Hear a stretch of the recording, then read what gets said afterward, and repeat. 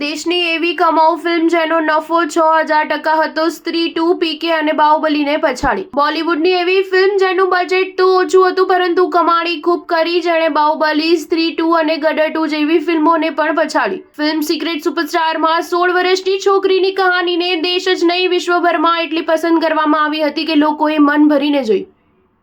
તેનું પરિણામ એ હતું કે આ દેશની સૌથી પ્રોફિટેબલ ફિલ્મ બની ગઈ, જેનો નફો 6000% થયો હતો। સિક્રેટ સુપરસ્ટાર વર્ષ 2017માં રિલીઝ થયેલી ફિલ્મ હતી, જેને અદ્વૈત ચંદને બનાવી હતી। ફિલ્મની ચર્ચા એટલા માટે થઈ કેમ કે આમિર ખાન પણ હતો। ફિલ્મને મિસ્ટર પરફેક્શનિસ્ટ પ્રોડ્યુસ કરી હતી। 15 કરોડ રૂપિયા તેનું બજેટ હતું, પરંતુ કલેક્શન દેશથી લઈને વિશ્વભરમાં ખૂબ હતું। સિક્રેટ સુપરસ્ટાર ઇન્ડિયન સિનેમાની સૌથી વધુ નફો કરનારી ફિલ્મ છે, જેણે ભારતમાં 64 કરોડ રૂપિયાનું કલેક્શન કર્યું, જ્યારે ગ્રોસ કલેક્શન 90 કરોડને પાર થયું હતું। પરંતુ આને ઘરેલું માર્કેટથી વધુ વર્લ્ડ વાઇડ બોક્સ ઓફિસ પર ફાયદો થયો।